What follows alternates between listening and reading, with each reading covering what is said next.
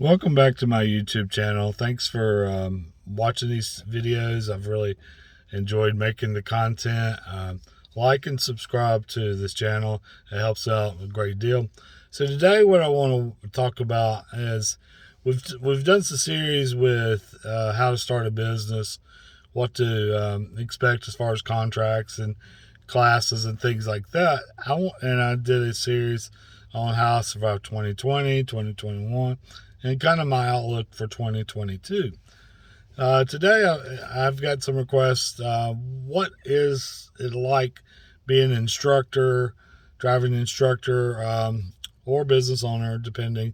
In my case, it's a little bit of everything. Um, to answer your question, it just kind of depends. Main thing you have to take from this video is everybody's different. Every business is different. I have some friends who are in this industry. Their day is totally different from my day. And so, it's just from my experience. Your experience may be something totally different. So mine kind of is broken up in two sections. One would be when the daylight savings time changes and it gets darker earlier, and then of course the summer and spring and summer when it's daylight longer. Spring and summer, let me go with that first. Excuse me. Mainly here in my local area, we have a large volume of students wanting to get into driver's ed and get their license, their permits, and things like that. And it's all condensed into the summer months, spring and summer months. It is really busy those types of times of year. You keep in mind, summer here locally, as far as school being out and things of that nature for summer, you're looking at 8 or 9 weeks. Sorry, the sun's coming in, and 8 or 9 weeks. And so you don't really have a lot of time. I know it seems like it's a long summer, but just keep in mind every student has wanted and dreamed of their permit and driver's license. It's a rite of passage. It's a rite of being an adult, things of that nature.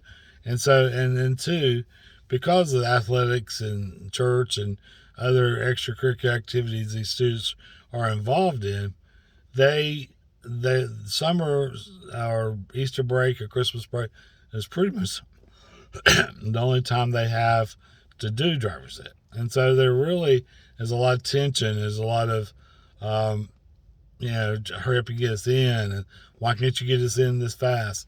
Things like that. To be honest with you, my day pretty much starts just depending, because hopefully this coming summer won't be as bad because I've hired 2 new instructors. Excuse me again. That will help ease the burden for me. But keep in mind, for 5.5 years, I've been doing this business solely on my own. Okay. And so I taught, I've did the advertisement, I did the paying of the bills, the accounting, the scheduling, the driving with the students, things like that. I did it all. So now I have some helpers. So I'm hoping this summer is going to be a lot less stressful on my end, so that I could actually, take a day off. You just keep in mind, in 2021, I only had 17 days off the entire year. So you can imagine if you're one of these ones that have to have time off and really, want, weeks off for vacation. I'll be honest with you, unless you hire a great staff and you got the business to follow, that's probably not going to happen. You may need to look somewhere else, some other type of business venture that'll allow you to do. This is not the business for you if that's the case. So a typical summer morning, without me teaching, I would probably start at pick up a student here to our location at 6 o'clock in the morning. So we drive 3 2-hour sessions. So from 6 to 8, 8 to 10, 10 to 12. I may have an hour break. It just depends or so. It's just the way I schedule things. And then 12 to 2 and so forth. So I've pulled 15, 16, 17-hour days before. Okay. The one thing I can tell you from my experience is that these students live and die by these dates that you set them to drive. Meaning, they will be here right on time. They will. Very few times have I ever had a student that's late, but they're right on time. They're eager to go, and basically, I get one student finished driving, and I've got another student standing outside my car waiting to get in. So it's boom, boom, boom, boom, boom as far as the students. Uh, 6 students, that's 12 hours. That's a long time to be in the car. As I mentioned before, because of the fast pace these students get here, I eat in the car. I have a lunchbox, and if I get a 15-minute window, maybe somebody's running late due to traffic issues, which is rare. I maybe eat a sandwich or something like that. So if you're more structured as far as I've got to have 2 hours for lunch, I got to be home at 5 o'clock. As I mentioned, this is not the business for you. I was easily pulling during the summer as far as working. I can easily pull, and I know this sounds crazy, but I'll easily pull 80 to 84 hours a week minimum. Okay.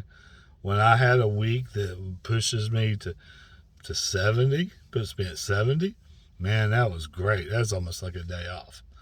If I had a cancellation and I could get home before the lights, the street lights come on, get home at 7 o'clock or something like that, man, I didn't know how to act with that. And this is 7 days a week. This is not, and to be honest with you, we're still behind, which is a good problem to have. I have one class I just finished. There's 52 students, something like that. So that's over 300 hours of driving. So, you can see each class is pretty big, and you're just going to keep driving and driving and driving. Okay, with the summer, getting back to what I just mentioned to you was if I didn't have a class. And if I did have a class, things kind of got all kind of crazy. If I had a class, most of the time it was Monday through Friday from 8 a.m. to 2 p.m. And I apologize for the sun. I don't know if that helps or not. But anyway, hopefully you guys can just hear me if you can't see me. So here locally, we have to have a 30-hour classroom session. But, you still got to drive people. If you don't drive anyone, you're going to get further and further and further behind. And that's not going to be good for you or your business or your reputation. For example, my summer day, I told you 6 a.m. possibly. So that means I'd have to get up at 4:45 in the morning. So if you're not a morning person, and I'm not a morning person at all, I just force myself to get up that early. But let's say I had a class this week, today or whatever day. I would go 6 to 8, and then I would just finish driving my first student, and then I would go straight into my class and teach from 8 to 2, and then maybe give myself 30 minutes to an hour, depending on if I had to go to another school that I teach at. So anywhere from 2 to 3, just depending on the circumstance that day. And so let's just say at 3 to 5, 5 to 7. Okay, so I'd still have 2 hours in the morning, 4 hours at night, afternoon. That's still a 12-hour day because I had 6 class. Same thing with Saturdays, Sundays, and it just keeps going like that. So I'm hoping with my new 2 driver instructors that I have that I can teach and let them do the driving or vice versa, and then we keep the flow going a little faster and get caught up a little bit more and more and more. Locally here, there's just 4 of us, private businesses, And then there's also our county school system hires their own driver's ed instructors, so the student can take class in their at their location at their school. Um, so there's really not a lot of competition, and there's a lot more students, and so there's always going to be a backlog. Some of the backlogs, some of the high schools here locally are every bit of a year to 2 years behind. So that means if your son or daughter took driver's ed, the written part, um, as a freshman, they're probably not going to finish driving until they're into their sophomore year or their beginning of their junior year. That's how far booked up everybody is. And it's, as I mentioned before, scheduling is so time consuming.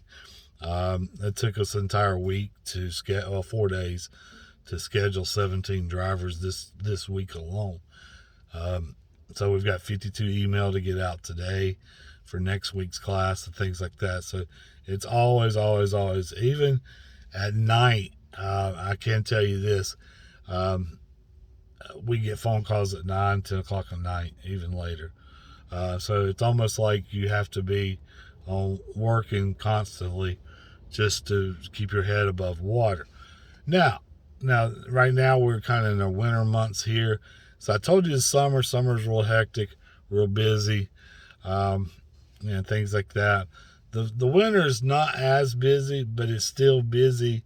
And what people don't understand is because the daylight savings time here locally, yesterday it got dark at 5:30, so I can really only drive.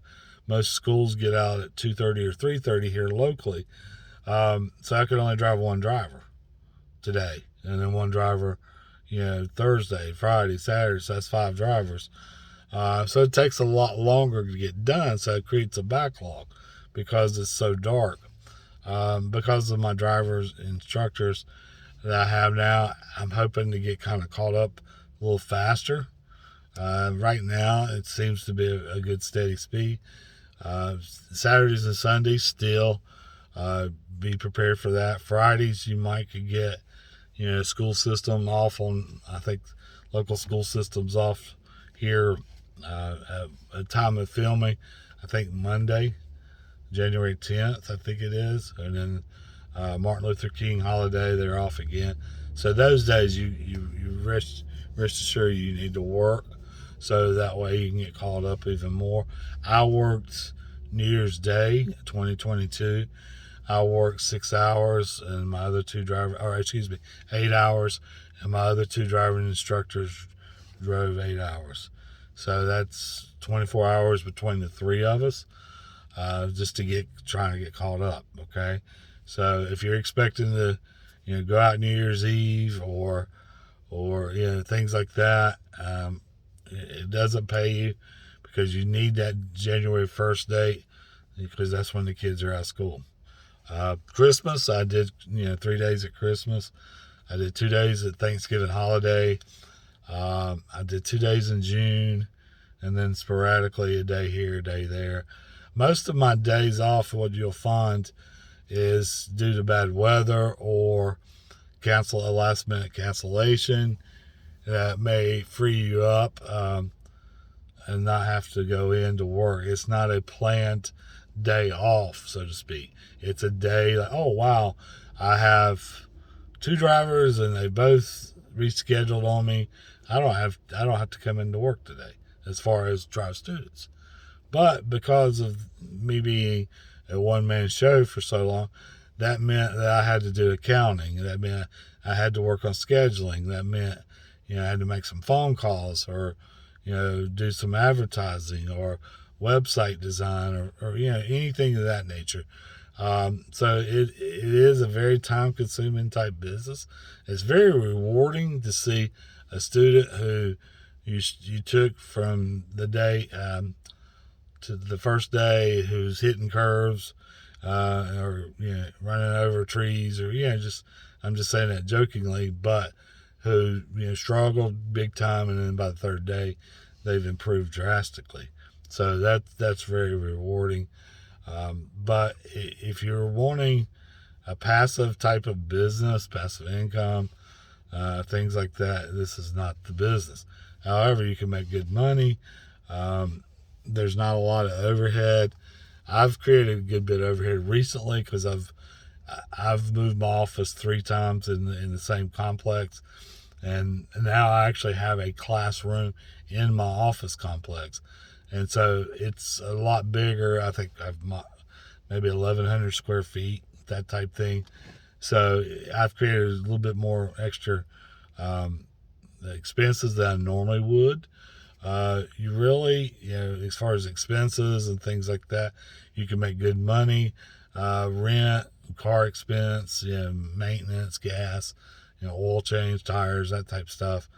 And then your time, whatever your time, car insurance, surety bonds. And there's some things that you'd have to do.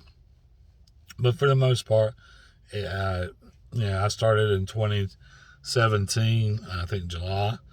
And by January 2018, I was already in a profit margin. So it didn't take me long to recoup all my startups that I had, cost and getting a rent and things like that in a place. I just got a key man office, so you can do it short, small expense. Now with people doing video sharing platforms and things like that, you make it get out even cheaper. So, it is good money. It is very rewarding, but you're going to work for it. It is something that I'm not going to sugarcoat you. You can make good money, but you are going to be tired. You're going to be exhausted. It's almost like with students. You get one student, another student, another student. You got 6 students, and then you got 6 students tomorrow, and then Tuesday, and Wednesday, Thursday, all the way through Saturday. And you may not have a day off for 3 weeks, 4 weeks, and that's sometimes that can get overwhelming to your psyche. It's a good problem to have because a lot of businesses don't make it, and for whatever reason, even driver's ed businesses don't make it. But if you play your cards right and you budget and you just kind of keep modest cars, and like I have a 2012, a 2013, 2003 cars, so they're very inexpensive. If a kid hits a curb or whatever, I could easily repair the tire or hubcap or whatever. I don't have much cost. So as I said, it's very rewarding, very very time consuming. But at the end of the day, it's your business, your livelihood, and if you're like me, the one thing I enjoy about it is for me to, if this business doesn't work for some reason, or if it does work, and hopefully it will continue to work for me, this is my ship. This is my baby. This is my business, and I have a sense of pride and a sense of accomplishment. Whereas if you're working for someone else, I've been laid off twice throughout the years, and it was all due to budgeting and all due to people had a little meeting about me or whatever reason and said, oh, well, let's do some layoffs. And say this way, if I do lose and are not successful, it's my fault. I don't have to, think back to that meeting 3 years ago, people laid me off or whatever. It's my ship, my way, my business. I'm very blessed to have, 3 people really pushing the business and helping me, things like that. But word of mouth advertisements by far your best form of advertisement. But the only way you get it is through all those 80 to 85 hours that I just mentioned, 84 hours that I just mentioned during the summer. Because a lot of people don't know who to contact, who to call. So if you like my video, thank you. Please subscribe and have a great day.